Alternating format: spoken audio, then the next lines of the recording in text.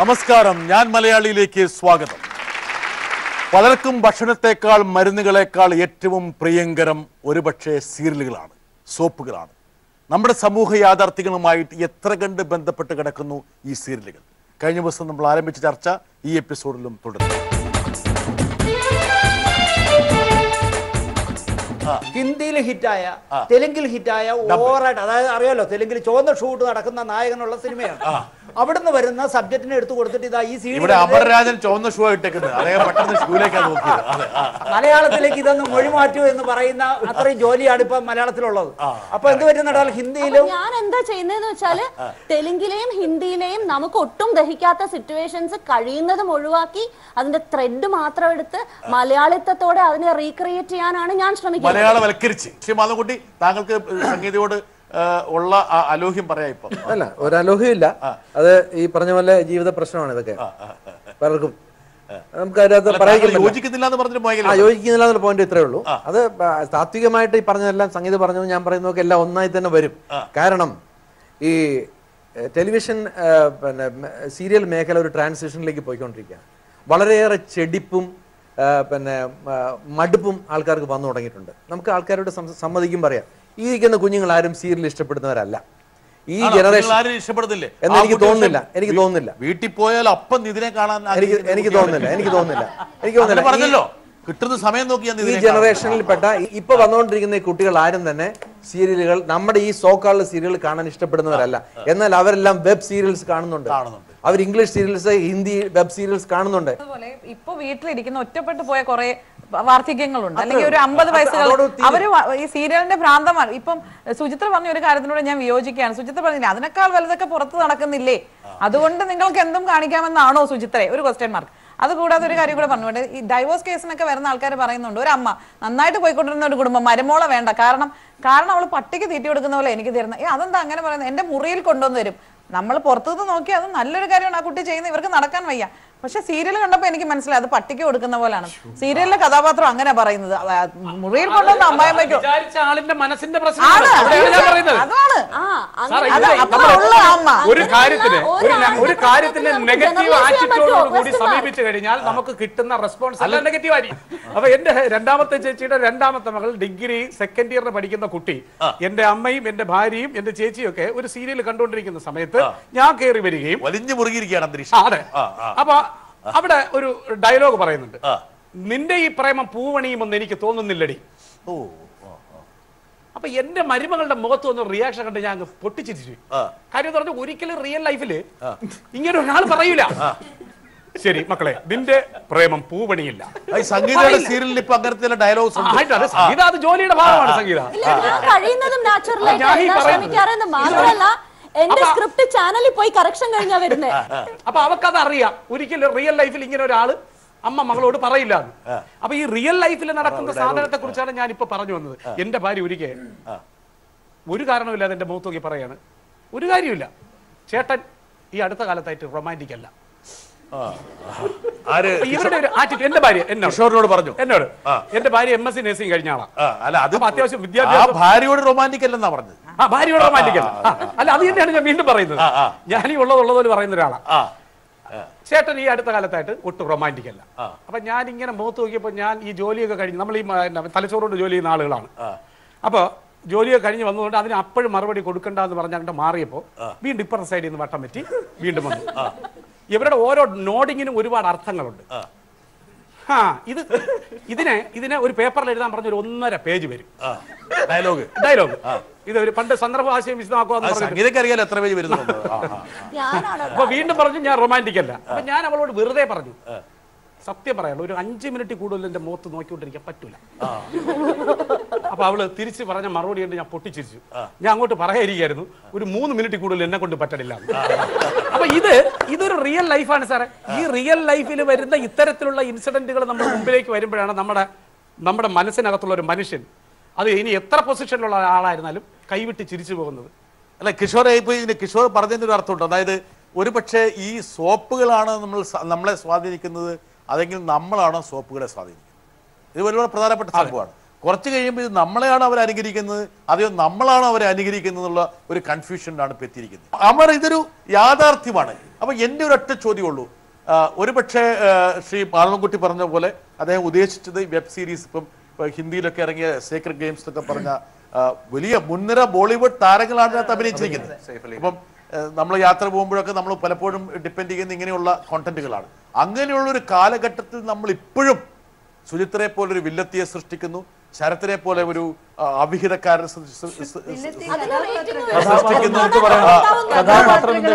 ഇതിനെ പോലെ ഉള്ള ഒരു ത്രികോണ ബന്ധത്തിന്റെ ത്രികോണല്ലേ ഇരട്ടയല്ലേ, രണ്ടു വരെ ആയിട്ടുള്ളൂ, മൂപ്പർക്ക് 3 വരെ പോകാന്നാണ് പുള്ളി പറയുന്നത്. ആണ്.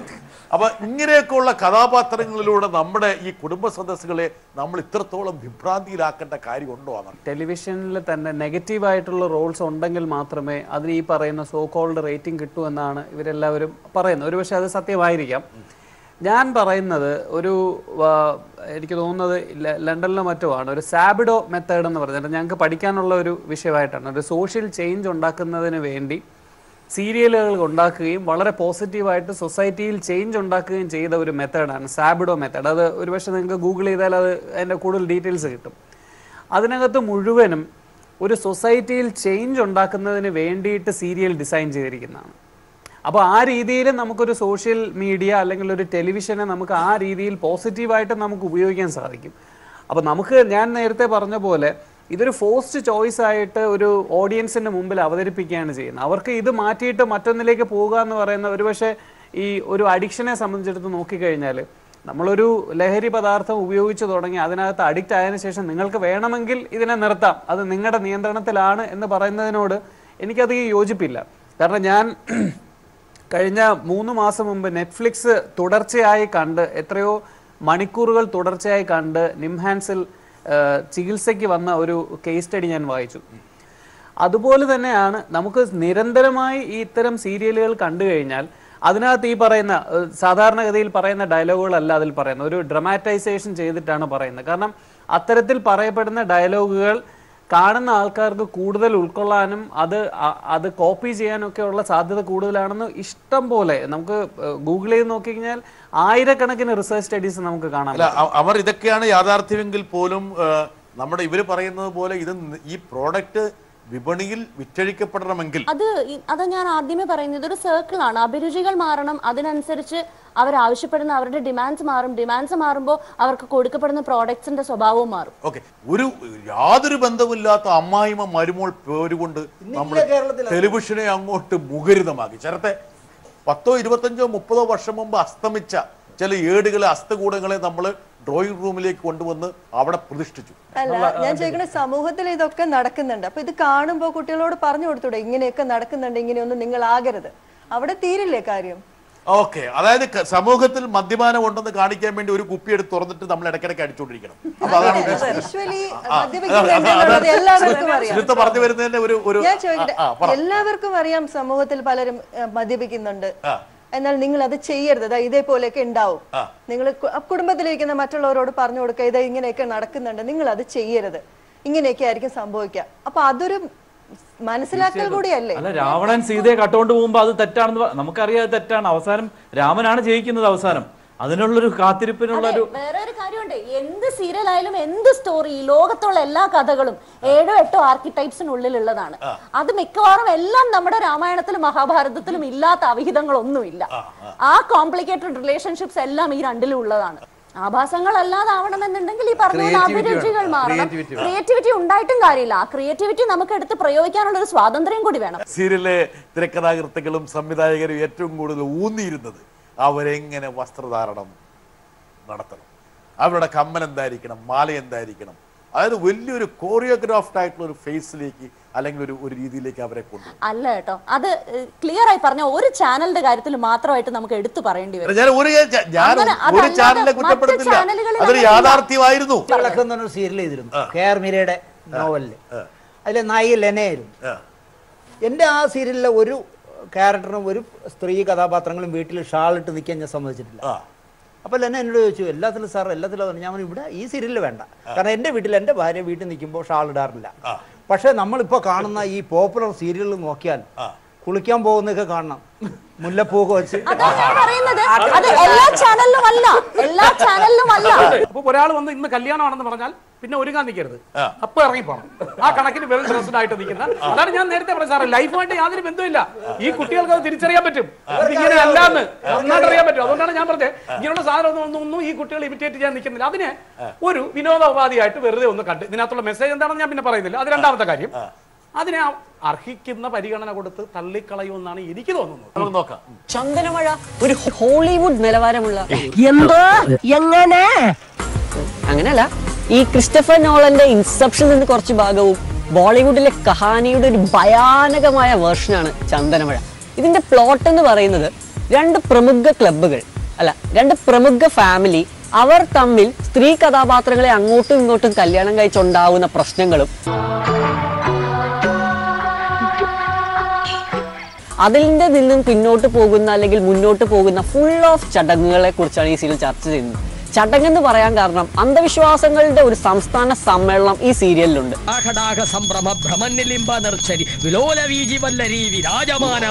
അത് ഈ ചടങ്ങുകളുടെ രൂപത്തിലാണ് അവതരിക്കുന്നത്.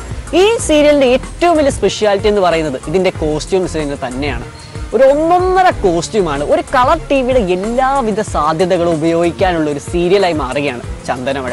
ഈ ചന്ദനമഴ സീരിയലിലെ കോസ്റ്റ്യൂം എല്ലാം കാണുമ്പോൾ നമുക്ക് വളരെ എഫിഷ്യൻ്റ് ആയിട്ട് നമ്മുടെ വീട്ടു സാധനങ്ങളൊക്കെ ഉപയോഗിക്കാൻ തോന്നും. കാരണം ഇതിൽ ഊർമിള ദേവി എന്നൊരു കഥാപാത്രം അവരുടെ വീട്ടിലെ പാത്രം കഴിയാൻ ഉപയോഗിക്കുന്ന സ്ക്രബ്ബറൊക്കെ എടുത്ത് തലയിൽ വെച്ച് നടക്കുന്ന സീനുകളൊക്കെ ഉണ്ട്. അതെല്ലാം തന്നെ നമുക്ക് റീയൂസ് ചെയ്യാം എന്ന് പറയുന്ന ഒരു പോസിബിലിറ്റിയെ കുറിച്ചാണ് പറഞ്ഞു വരുന്നത്. ഈ സീരിയലിലെ കാസ്റ്റിങ്ങിനെ പറ്റി പറഞ്ഞു വരുമ്പോൾ ആദ്യം പറയേണ്ടത് ഊർമിള ദേവിയെ കുറിച്ച് തന്നെയാണ്. ബാഹുബലിയിലെ ശിവഗാമി ദേവിയുടെ ഒരു ദുരന്ത വെർഷനാണ് ഇതിലെ ഊർമിള ദേവി എന്ന കഥാപാത്രം. ഒട്ടും മോശമല്ല ഈ സീരിയലിലെ ആൺ കഥാപാത്രങ്ങൾ. ഒരുപാട് ആൺ കഥാപാത്രങ്ങളാണ് ഈ സീരിയലിലെ സവിശേഷതയെങ്കിലും എല്ലാ സീരിയലിലെയും പോലെ പ്രത്യേകിച്ച് കാര്യമൊന്നുമില്ല കേട്ടോ. ഒരുപക്ഷെ ഇതൊക്കെ ട്രോളുകളാണ്. പക്ഷെ ട്രോളുകൾ എന്ന് പറയുന്നത് സത്യപ്രസ്താവനകളുടെ അതിഭാഗത്വം നിറഞ്ഞ പ്രതലങ്ങളാണ്. ഇല്ലേ മാധവൻകുട്ടി? ശരിയാണ്, വളരെ ശരിയാണ്. അതായത് നമുക്ക് ഈ സിറ്റുവേഷൻസ് ഇല്ലാതെ വരുമ്പോൾ ഉള്ളൊരു ദാരിദ്ര്യമാണ്, ജീവിതത്തെ കാണാത്തതിന്റെ കുഴപ്പമാണ്, ജീവിതത്തെ ശരിയായ രീതിയിലുള്ള ഒരു കാണാത്തതിന്റെ കുഴപ്പമാണ്. നമ്മുടെ ജീവിതത്തെ ശരിയായ രീതിയിൽ കാണാം. നമുക്ക് എല്ലാവർക്കും നമ്മൾ വളരെ മോഡേൺ ആണെന്ന് പറയുന്ന ആൾക്കാർക്കും അന്ധവിശ്വാസങ്ങളുണ്ട്, ബ്ലൈൻഡ് ആയിട്ടുള്ള വിശ്വാസങ്ങളുണ്ട്. അത് അനാചാരത്തിലോ അല്ലെങ്കിൽ തെറ്റായ അനുഷ്ഠാനങ്ങളിലോ ഒക്കെ ആയിരിക്കാം. പക്ഷെ അത്തരം വിശ്വാസങ്ങളും ഉണ്ട്. ഇതിലൂടെയാണ് മനുഷ്യന്റെ യാത്ര. പക്ഷെ എങ്ങനെ നമ്മൾ ഇതിനെ ട്രീറ്റ് ചെയ്യുന്നു, ഇത് യാഥാർത്ഥ്യവൽക്കരിച്ചുകൊണ്ട് നമ്മൾ കാണിക്കുന്നു, അതോ ഇത് അന്ധവിശ്വാസമാണെന്ന് പറഞ്ഞുകൊണ്ട് കാണിക്കുന്നു, ഇതൊരു നന്മയ്ക്ക് വേണ്ടി ഇത് തിരുത്തൽ വേണമെന്ന് പറയുന്നത് കാണിക്കും. ഇതൊക്കെ ഒരു എഴുത്തുകാരൻ്റെയോ അല്ലെങ്കിൽ ഒരു സംവിധായകൻ്റെയോ സൃഷ്ടിപരമായ ഒരു തലമാണ്.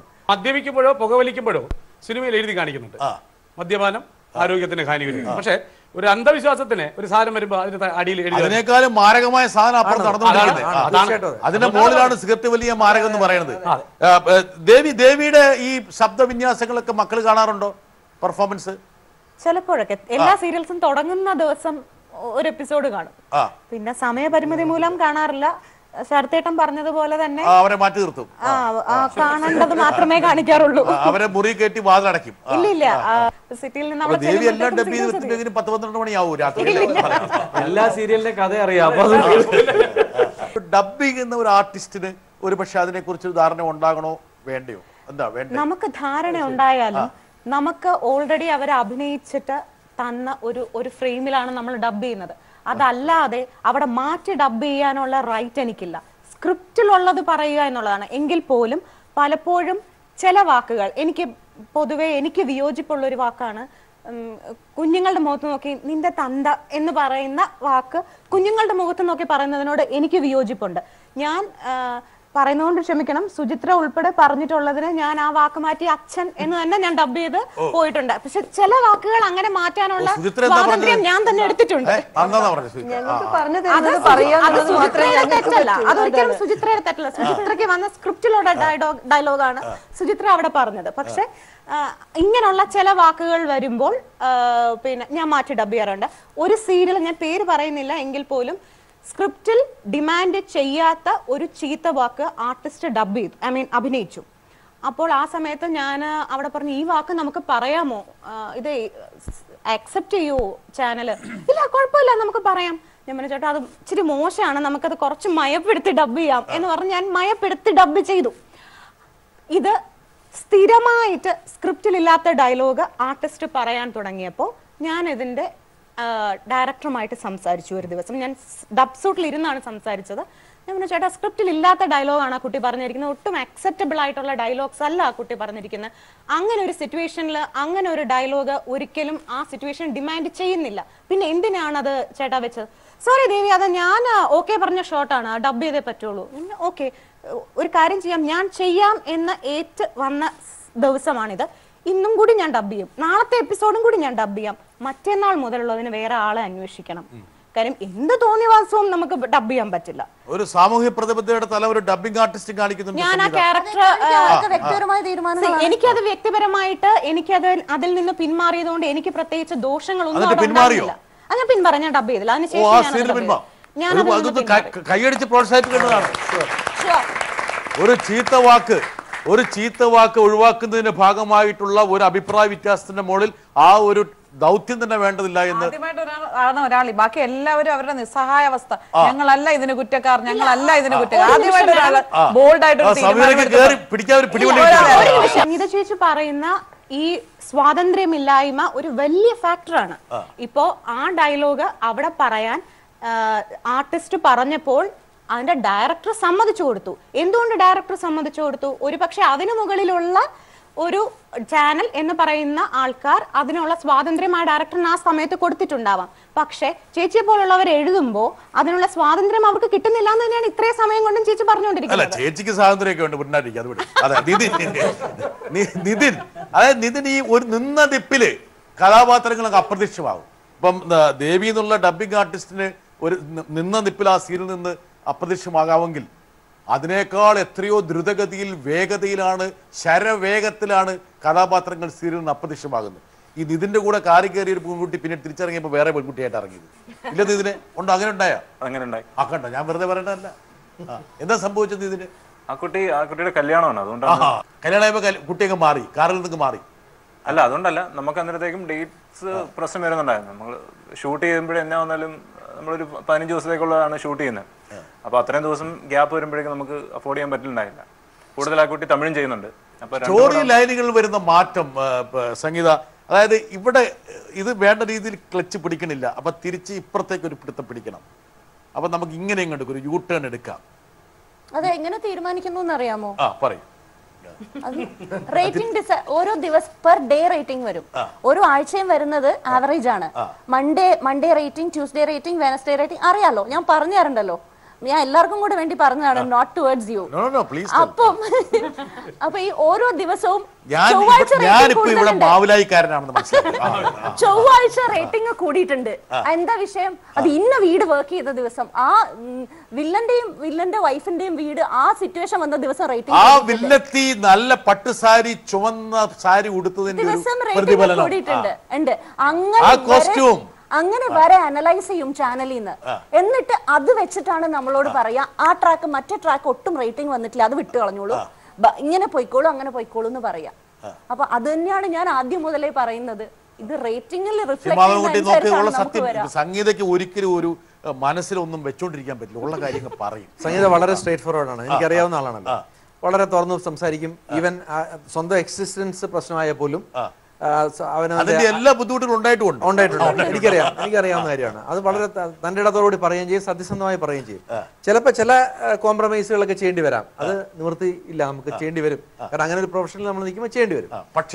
പക്ഷേ ഇവിടെ ഇരിക്കുന്ന എല്ലാവരും അങ്ങനെ ചെയ്യുന്നവരാണ്. എല്ലാവർക്കും സ്വന്തമായ നല്ല മെറ്റലുള്ള നല്ല ടാലന്റഡ് ആയിട്ടുള്ള ആൾക്കാരാണെന്ന് എനിക്ക് നേരിട്ടറിയാവുന്ന കാര്യങ്ങൾ. പക്ഷെ നമ്മുടെ ഈ യാത്ര ഒരു സാച്ചുറേഷനിലെത്തും എന്നുള്ളതാണ് എൻ്റെ ഏറ്റവും വലിയ ഒരു പ്രതീക്ഷ. അത് ഇപ്പം നേരത്തെ പറഞ്ഞല്ലോ, ഇത് എൻ്റെ കാലഘട്ടം കഴിഞ്ഞോ എന്നൊരു ചോദ്യം വന്നല്ലേ? ഇല്ല, എൻ്റെ കാലഘട്ടം വരുന്നേ ഉള്ളൂ. കാരണം ഈ പറയുന്ന വേസ്റ്റ് നിർമ്മാർജ്ജനത്തിന് നമ്മളിപ്പം വളരെ പ്രാധാന്യം കൊടുത്തുകൊണ്ടിരിക്കുക. അതെ, അതിപ്പം മാക്സിമം നമ്മൾ വേസ്റ്റുകളെല്ലാം ഇങ്ങനെ ഈ ഇത് അങ്ങ് ഒരു സൈഡിലേക്ക് പോയി കഴിഞ്ഞിട്ട് നമുക്ക് തെളിമയോടുകൂടി ഒരു ജനറേഷൻ വരുന്നത്. എന്റെ മുമ്പിലിരിക്കുന്ന ഈ ജനറേഷനാണ് എന്റെ പ്രതിഷ്ഠ. ഇവർക്ക് വേണ്ടി ഞാൻ സീരിയൽ ഉണ്ടാക്കും. ഇപ്പൊ സീരിയലിന്റെ സബ്ജക്ട് സെലക്ട് ചെയ്യുന്നത് പോലും മാർക്കറ്റിംഗിന്റെ ഹെഡും കൂടി ഇരുന്നിട്ടാണ്. ഞാനൊരു ചർച്ചയ്ക്ക് പോയപ്പോൾ മാർക്കറ്റിംഗ് ഹെഡ് പറയണം, ഈ സബ്ജക്ട് എങ്ങനെ ഞങ്ങൾ വിറ്റെടുക്കും? വളരെ ശരിയാണ്. ഇങ്ങനെ ചെയ്യുന്നിടത്ത് എന്താ സ്വാതന്ത്ര്യം ഈ ഞാൻ പറയുന്നത് ഇവർക്ക് സംസാരിക്കാൻ എളുപ്പമുണ്ട്, കാരണം ഇവർക്ക് പ്രാക്ടിക്കൽ ഒന്നും അറിയണ്ടാവില്ല. ഒരു കാര്യം ചോദിച്ചോട്ടെ, നമ്മൾ കോടിക്കണക്കിന് രൂപ മുടക്കിയെടുക്കുന്ന സിനിമയ്ക്ക് സെൻസറിങ് ഉണ്ട്. സെൻസറിങ് ചെയ്ത് ആ ന്യൂ സൗണ്ട് അടിച്ച് മ്യൂട്ടും അടിച്ച് ഇപ്പൊ ഏറ്റവും പുതുതായിട്ട് ഇറങ്ങിയ ഒരുപാട് സാമൂഹിക പ്രതിബദ്ധതയുള്ള കാര്യം സംസാരിക്കുന്ന സർക്കാരിൽ പോലും വലിയ മ്യൂട്ടിങ്ങും വലിയ സെൻസറിങ്ങും വന്നു. ഇവിടുത്തെ നമുക്കിപ്പോ ഇവിടെ ശ്രദ്ധയപ്പെട്ട ഏക സെൻസറിങ് എന്ന് പറയുന്നത് ദേവിയുടെ അടുത്താണ്. സ്വയം ഏറ്റെടുത്ത് ചെയ്ത ഒരു സെൻസറിങ്. ഇല്ല, ചില ചാനൽസ് ചില വാക്കുകൾ പറയാൻ സമ്മതിക്കാറില്ല. പലപ്പോഴും സ്ക്രിപ്റ്റിൽ അബദ്ധവശാൽ ചില ചാനൽസ് പറഞ്ഞിട്ടുള്ള വാക്ക് പണ്ടാരം എന്ന് പറയുന്നത് ആ വാക്ക് പറയാൻ പറ്റില്ല. അതൊരു കമ്മ്യൂണിറ്റിയാണ്. അല്ല, അതെന്തുകൊണ്ടാണ് സംഗീതം വെച്ചാല് അത് കേസ് വരുന്നതുകൊണ്ടാണ്, അല്ലാതെ അത് വൾഗർ ആയതുകൊണ്ടോ അല്ലെങ്കിൽ അങ്ങനെയുള്ള അതിനെ മറികടക്കണം ഒരുപാട് വാക്കുകളും നമ്മൾ കണ്ടെത്തി കഴിഞ്ഞു. പക്ഷെ വൾഗാരിറ്റി വരുന്ന വാക്കുകളൊന്നും ടെലികാസ്റ്റ് ചെയ്യാറില്ല. വൾഗാരിറ്റി ഉദ്ദേശിക്കുന്ന വാക്കുകളിലല്ല, ഇവിടെ ചേഷ്ടകളിലായിരിക്കും വൾഗാരിറ്റി. അത് മനസ്സിലാക്കുക. എന്നാ കാരണം നമ്മൾ അവതരിപ്പിക്കുന്ന ഒരു കഥാപാത്രം കൊണ്ട് തന്നെ അത് വൾഗറായി പോകും. ഒരു സീരിയലിലും ആർട്ടിസ്റ്റുകൾ ബിഹേവ് ചെയ്യല്ല. അവർ ഈ ഉറഞ്ഞു തുള്ളുകയാണ്, കണ്ണൊക്കെ ഇട്ട് കാണിക്കുന്ന നമ്പറൊക്കെ കണ്ട ചുണ്ടും പ്രത്യേകിച്ച് വില്ലതയാണെങ്കിൽ എല്ലാരും ഇപ്പൊ സുമിത്രയുടെ മുഖത്തേക്ക് സുമിത്രയ്ക്ക് രണ്ട് കണ്ണുള്ളതാ പ്രശ്നം.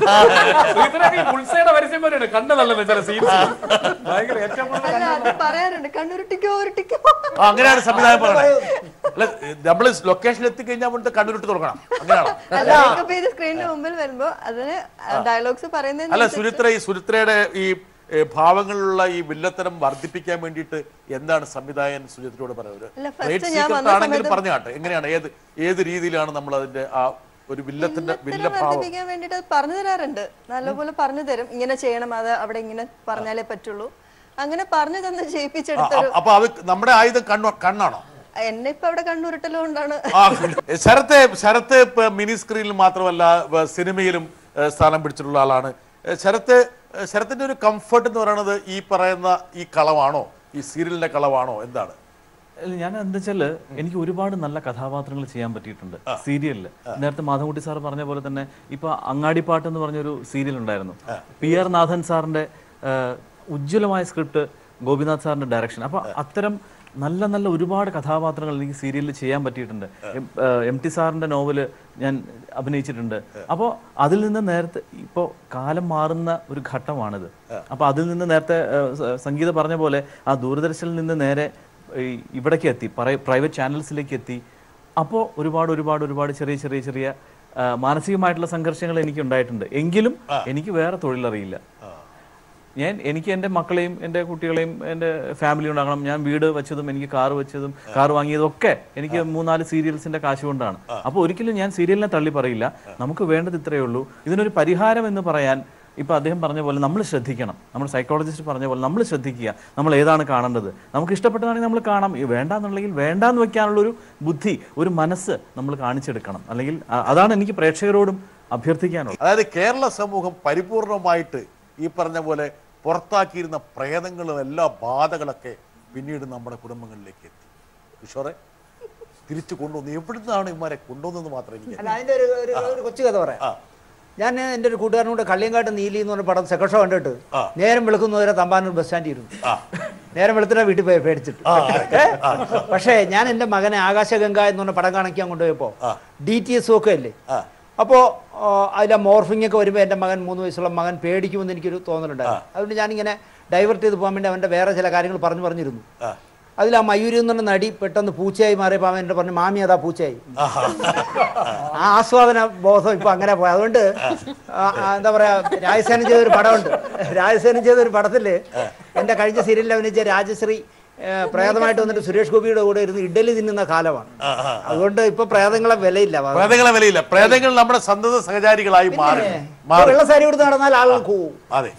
ട്രോളിയിൽ പോകും പറയും, ഇതാ അത് മറ്റേ ട്രോളിൽ പോകണം പറയും. നിങ്ങൾക്ക് പ്രേതങ്ങളൊക്കെ പരിചയമുണ്ടോ ആർക്കെങ്കിലും ഇവിടെ? ഈ സീരിയൽ കാണുന്ന കുട്ടിയാണോ? അല്ല, ആദ്യമായിരുന്നു. എന്താ കണ്ടോണ്ടിരുന്നത്? ഒട്ടുമിക്ക സീരിയലുകളും കാണുമായിരുന്നു. ഒട്ടുമിക്ക സീരിയലുകൾ ഈ കുട്ടി കണ്ടുകൊണ്ടിരുന്നു. പക്ഷെ പിന്നീട് അതിൽ ആവർത്തന വിരസത കാരണം അത് കാണാനുള്ള ഒരു ഇത് മാറി കിട്ടി. ഇപ്പോഴേക്കും പിന്നീട് റിയാലിറ്റി ഷോകളിലോട്ടാണ് ഒരു ട്രെൻഡിലേക്ക് മാറി. കുറച്ചും കൂടി കഷ്ടം. അതായത് ഈ കുട്ടി മദ്യപാനം നിർത്തി മയക്കുമരുന്നിലേക്ക് അതാണ് സംഭവിച്ചത്. ഇപ്പൊ ഒന്നും കാഴ്ചയില്ല. എന്തൊരു നല്ല കുട്ടിയായി.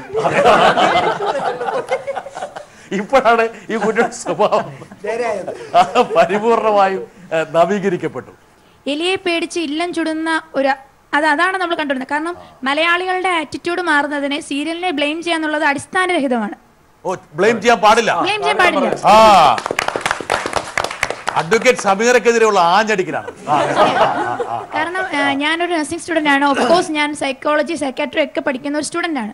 ഒരിക്കലും ഞാൻ കംപ്ലീറ്റഡ് അല്ല. എങ്കിലും ഞാൻ ആസ് എ സ്റ്റുഡന്റ് എനിക്ക് പറയാൻ പറ്റും, ഒരു വ്യക്തിനെ ഒരു ലിമിറ്റിൽ കൂടുതൽ എക്സ്റ്റേണൽ ഫാക്ടേഴ്സിന് അയാളെ എഫക്ട് ചെയ്യാൻ പറ്റില്ല. അയാളുടെ ഇന്റേണൽ കോൺഫ്ലിക്റ്റിൽ ഒരു കണികയെങ്കിലും തെറ്റുണ്ടെങ്കിൽ മാത്രമേ പുറത്തുനിന്നൊരു തെറ്റ് കാണുമ്പോൾ അതിനെ ഇൻഫ്ലുവൻസ് ചെയ്യാൻ പറ്റത്തുള്ളൂ. അല്ല, അത് തീർച്ചയായിട്ടും നമുക്ക് ഒരു അറിവ് വളരെ കുറഞ്ഞ അറിവ് ഉള്ളത് കൊണ്ടാണ് അങ്ങനെ തോന്നുന്നത്. ഇയാള് പറയുന്നത് പോലെയാണ് ഈ കാര്യങ്ങളെങ്കിൽ ഇദ്ദേഹം പറയുന്നത് നമ്മുടെ ജനറ്റിക് ആയിട്ടുള്ള കാര്യങ്ങളും എക്സ്റ്റേണൽ ഇൻഫ്ലുവൻസും കൂടി ചേർന്നുകൊണ്ടാണ് ഒരു ബിഹേവിയർ വരുന്നത്. പക്ഷെ ഞാൻ ഈ പറയുന്ന കാര്യം ഒരു സോഷ്യൽ മീഡിയയിലോ അല്ലെങ്കിൽ ടെലിവിഷനിലോ ഏത് ദൃശ്യമാധ്യമത്തിൽ ഏതിൽ വന്നാലും തന്നെയും അതൊരു സോഷ്യൽ മോഡലിങ്ങിന് വിധേയമാകാൻ സാധ്യത വളരെ കൂടുതലുള്ളൊരു കാര്യമാണ്, പ്രത്യേകിച്ച് കൊച്ചുകുട്ടികളുടെ ഇടയിൽ. കാരണം അത് അതിന് തിയറീസ് ഉണ്ട്, അതിന് വേണ്ടപ്പെട്ട ഒരുപാട് സ്റ്റഡീസ് അവൈലബിൾ ആണ്. ഇപ്പോൾ ഗൂഗിൾ ചെയ്ത് നോക്കിക്കഴിഞ്ഞാൽ ഒരുപാട് സ്റ്റഡീസ് അവൈലബിൾ ആയിട്ട് നമുക്ക് കിട്ടും. ഏറ്റവും പ്രധാനമായിട്ടുള്ളത് ഒരു കുട്ടിയുടെ മോറൽ സെൻസ് ഡെവലപ്പ് ചെയ്യുന്നത് അതിൽ ഏറ്റവും പ്രധാനമായിട്ട് വരുന്നത് മോശം കാര്യങ്ങളാണ് ആദ്യം പഠിക്കുന്നത്. അത് ദൃശ്യമാധ്യമങ്ങൾ ഒരുപക്ഷെ ടെലിവിഷൻ സീരിയലുകളാണെന്ന് ഞാൻ കുറ്റപ്പെടുത്തുന്നില്ല. അത് ഒരുപക്ഷെ സിനിമയാകാം, സോഷ്യൽ മീഡിയയിൽ കാണപ്പെടുന്ന ഏതെങ്കിലും ഒരു വീഡിയോ ആകാം. ഏതാണെങ്കിലും ഏറ്റവും ആദ്യം ഒരു കുഞ്ഞ് പഠിക്കുന്നത് ഏറ്റവും ഇൻഫ്ലുവൻഷ്യൽ ആയിട്ട് തലച്ചോറിൽ രജിസ്റ്റർ ചെയ്യപ്പെടുന്നത് മോശപ്പെട്ട കാര്യങ്ങളാണ്. അത് മോറൽ സെൻസ് ഡെവലപ്പ്. അമർ പറഞ്ഞതിന്റെ വേറൊരു പക്ഷേ ഈ ചർച്ചയ്ക്ക് ഒരുപക്ഷെ ഒരു ഡയറക്ഷൻ കൊടുക്കാൻ വേണ്ടി, ഒരു ദിശാബോധം പകരാൻ വേണ്ടിയിട്ട് ഞാൻ പറയുകയാണ്. നമ്മൾ ഏറ്റവും കൂടുതൽ ആദ്യം പിക്കപ്പ് ചെയ്യുന്നത് ഇപ്പം നവമാധ്യമം എന്താണ് നമ്മുടെ മനസ്സുകളെ നമ്മൾ ഏറ്റവും കൂടുതൽ സ്വാധീനിക്കുന്നത് വെച്ച് കഴിഞ്ഞാൽ ഒരുപക്ഷെ നമ്മുടെ പരിസരം തന്നെയാണ്. ഈ പരിസരത്തിന്റെ ഭാഗമായിട്ടാണ് നമ്മൾ സീരിയലുകളും സ്കൂളുകൾ ഇപ്പോൾ സ്മാർട്ട് ബോർഡാണ് യൂസ് ചെയ്യുന്നത്. അതിലേക്ക് വന്ന കാര്യം എന്താ, പെട്ടെന്ന് അത് പിക്ക് ചെയ്യും കുട്ടികൾ. അതുകൊണ്ടാണല്ലോ സ്ക്രീനിൽ കാണി. പണ്ട് ടീച്ചറിന്റെ വായിൽ നിന്ന് മാത്രം കേട്ട് പഠിച്ചത് ഇപ്പൊ ഒരു സ്മാർട്ട് ബോർഡുകൾ, സ്മാർട്ട് ക്ലാസ് റൂംസ് ഗവൺമെന്റ് സ്കൂളുകളിലും ആക്കുന്നത്. അത് വിഷ്വലൈസ് ചെയ്ത് കാണുമ്പോൾ കൂടുതൽ എളുപ്പത്തിൽ അവരുടെ ഹൃദയത്തിലേക്ക് പതിയുന്നു എന്നുള്ളതുകൊണ്ടാണ്. ഇപ്പൊ സാറ് പറഞ്ഞ പോലെ അത് ചീത്ത കാര്യമാണെങ്കിൽ കുറച്ചും കൂടെ വളരെ പെട്ടെന്ന്. ഞാൻ ഈ സൈക്കോളജി പഠിച്ച് പൂർത്തിയാകാത്തൊരു കുട്ടിയുണ്ട്. മൈക്ക് ചേർത്ത് പിടിക്കാൻ മോളെ, ഞാൻ മോളോടൊരു ചോദ്യം ചോദിക്കട്ടെ. അതായത് നിങ്ങൾ ധരിച്ചിരിക്കുന്ന ഈ വസ്ത്രങ്ങൾ ഒരു 25-30 വർഷം മുമ്പ് പഞ്ചാബിലെ പെൺകുട്ടികൾ ധരിച്ചിരുന്ന വസ്ത്രങ്ങളാണ്. കേരളവുമായിട്ട് യാതൊരു ബന്ധമില്ല. ഈ ശരത്തിട്ടിരിക്കുന്ന വസ്ത്രം, കിഷോർ ഇട്ടിരിക്കുന്ന വസ്ത്രം, ഷിമാല, ഇതൊക്കെ അമേരിക്കയിലെ കൗബോയ്സ് ഇട്ടിരുന്ന വസ്ത്രങ്ങളാണ്. കഴിഞ്ഞ 20-25 വർഷം കൊണ്ട് ഈ വസ്ത്രങ്ങളൊക്കെ നിങ്ങളുടെ അരയിലേക്ക് കയറാനുള്ള കാരണം എന്താണ്? ഈ മീഡിയ. അത്രത്തോളം സ്വാധീനം ഈ മാധ്യമ ശകലങ്ങൾ നിങ്ങളുടെ മനസ്സിൽ സൃഷ്ടിക്കുന്നുണ്ട്. അപ്പൊ നിങ്ങൾ ഇതൊന്നും സൃഷ്ടിക്കുന്നില്ല എന്ന് എങ്ങനെ പറയുന്നു? അപ്പൊ അതില് ഈ സീരിയല് മാത്രം ഞങ്ങൾക്ക് സ്വാധീനമില്ല. സ്വാധീനിക്കുന്നതിൽ തന്നെ നമ്മൾ ശരിയെന്ന് കണ്ട് ഏറ്റെടുക്കുന്ന സ്വാധീനങ്ങളും വേണ്ടാന്ന് പറഞ്ഞ് തിരസ്കരിക്കുന്ന സ്വാധീനങ്ങളും ഉണ്ടല്ലോ. അത് വളരെ കുറവാണ്. സംഗീത, ഞാനൊരു കാര്യം ചോദിച്ചോട്ടെ. ഇപ്പം ഈ ശ്രീ ശാന്തിവിള ദിനേശിന്റെ ഒക്കെ മനസ്സിൽ ഇപ്പൊ ഉള്ള ഒരു വസ്ത്രം എനിക്ക് ഉറപ്പുണ്ട് ശാന്തിവിള ദിനേശൻ കോളേജിൽ പഠിച്ചിരുന്ന സമയത്തുള്ള ഒരു ഹാഫ് സാരി ആയിരിക്കും, അല്ലെ?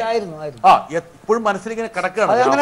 ഇത്ര കണ്ട് നമ്മള് ഈ മാധ്യമങ്ങളിലൂടെ ഈ പറഞ്ഞ പോപ്പുലർ മാസ് കൾച്ചറിലൂടെ നമ്മള് മറ്റു സ്ഥലങ്ങളിൽ നിന്നുള്ള സംഭവങ്ങളെ നമ്മൾ കടമെടുക്കുന്നു എന്ന് പറയാൻ വേണ്ടിയാണ് ഞാൻ ഈ വസ്ത്രധാരണത്തിന്റെ കാര്യം പറയുന്നത്.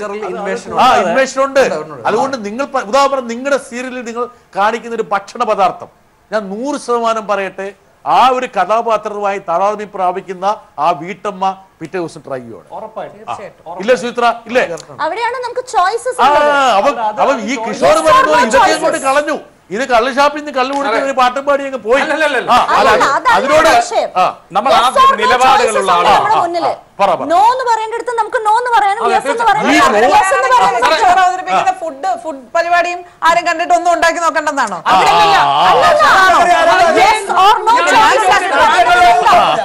ഞാനിപ്പോ അറിയാതെ അഡ്വക്കേറ്റ് ഷമീറൊക്കെ ഒരാളെ കുത്തിക്കൊന്നാൽ വക്കീൽ ചെയ്യും അത്. അവിടെയാണ് തിരിച്ചറിവ്. ചെയ്യുന്നത്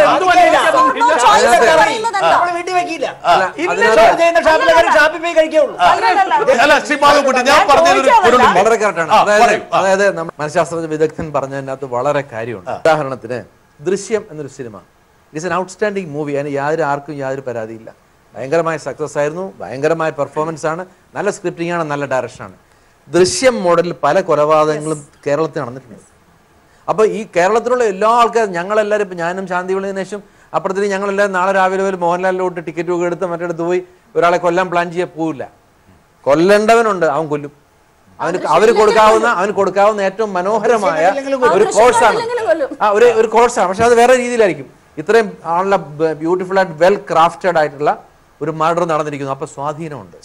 സ്വാധീനം ഉള്ളത് കൊണ്ടാണല്ലോ ഞാൻ പറഞ്ഞു, ഇവിടെ ഇപ്പൊ ഈ ഇരിക്കുന്ന ഒറ്റ കുട്ടി പോലും ഈ ശാന്തിവിള ദിനേശന്റെ മനസ്സിൽ ആഗ്രഹിക്കുന്ന ആ ഡാവണി ആരൊരു കുട്ടി ധരിച്ചിട്ടില്ല. സംഗീത, നിങ്ങളും ഞാനും നമ്മുടെ പ്രൊഡക്ട്സിലൂടെ നമ്മൾ ഇവരുടെ മനസ്സുകളെ കവർന്നെടുക്കുകയാണ്.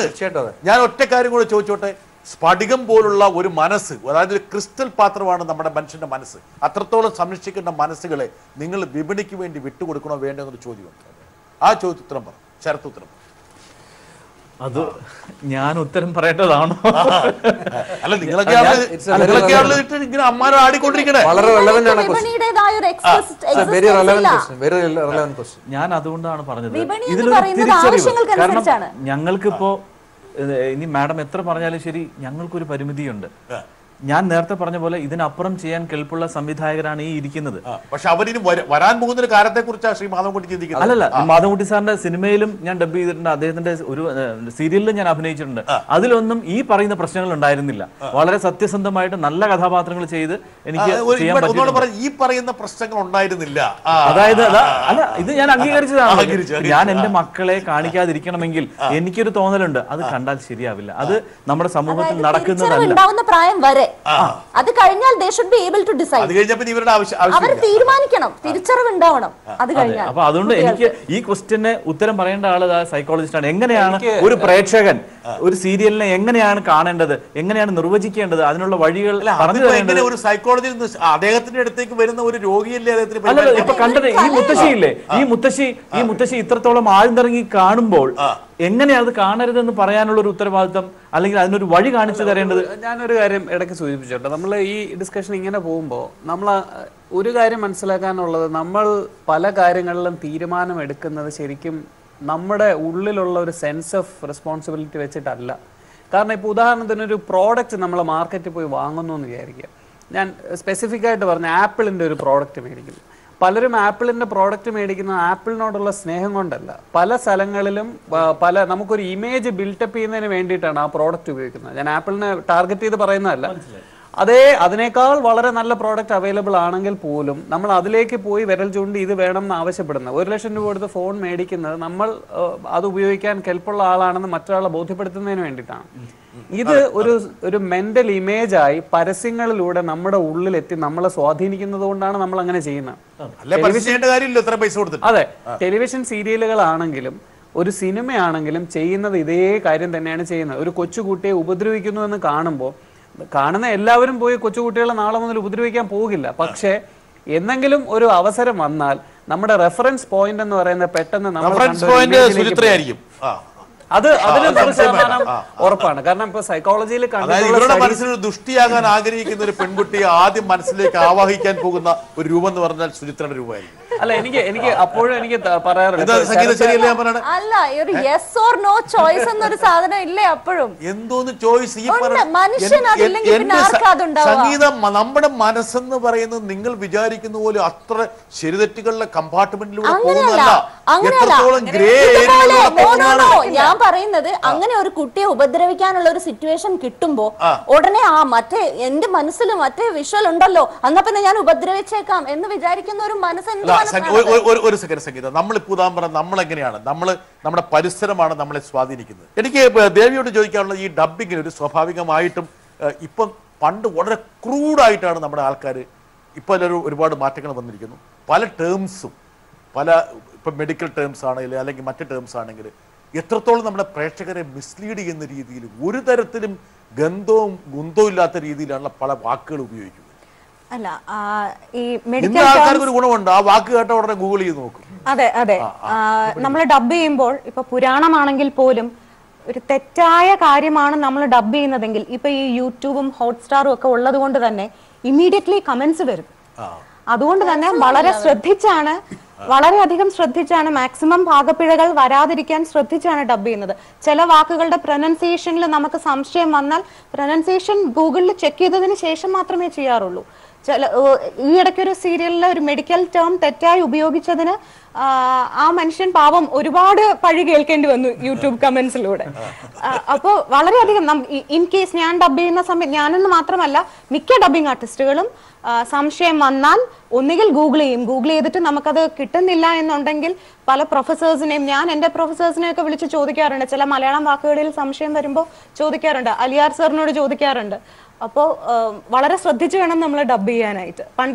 പണ്ടാണെങ്കിൽ യൂട്യൂബിലേക്ക് സീരിയൽസ് വരില്ലായിരുന്നു, ഒരു പ്രാവശ്യം കേട്ടു പോവുകയുണ്ടായിരുന്നുള്ളൂ. പക്ഷെ ഇന്ന് റിപ്പീറ്റഡ് ആയിട്ട് ടെലികാസ്റ്റ് ഉണ്ട്, യൂട്യൂബിൽ നമുക്ക് എത്ര പ്രാവശ്യം വേണമെങ്കിലും കാണാൻ പറ്റും. അപ്പോൾ നമ്മൾ വളരെ ശ്രദ്ധിച്ചു തന്നെ ചെയ്യണം, വളരെ ലാഘവത്തോടെ ഡബ് ചെയ്യാൻ പറ്റില്ല. അതിനർത്ഥം എന്ന് പറഞ്ഞാൽ നിങ്ങൾ സൃഷ്ടിക്കുന്ന ഒരു കഥാപാത്രം ഒരിക്കലും സമൂഹത്തിൽ നിന്ന് പോകുന്നില്ല. നേരത്തെ നിങ്ങൾക്കൊക്കെ ഒരുപാട് ഫാൻ ഫോളോയിങ് ഉണ്ടാവുമല്ലോ ഈ സീരിയൽ കണ്ടിട്ടും നിങ്ങളുടെ ഈ പ്രോഡക്ട്സ് കണ്ടിട്ടും. ഫാൻ ഫോളോയിങ്സ് ഉണ്ട്, അതില്ല എന്ന് നമ്മൾ പറയുന്നില്ല. അപ്പൊ ഫാൻസിന്റെ ഒക്കെ വരില്ല ചേട്ടാ, അത് ചെയ്യേണ്ടിയിരുന്നില്ല, ആ ഒരു അത്രത്തോളം. ഞാൻ അപ്പൊ തുറന്നു പറയും, പൊന്നു മോനെ ഇതിങ്ങനെയാണ് വരുന്നത്, ഇതിങ്ങനെയാണ് അവസാനിക്കുന്നത്, ദയവായിട്ട് ആ രീതിയിൽ ഇരുന്ന് കാണണം പ്ലീസ് എന്ന് ഞാൻ അങ്ങോട്ട് അഭ്യർത്ഥിക്കാറുണ്ട്. ഇത് റിയാലിറ്റി അല്ല. എനിക്ക്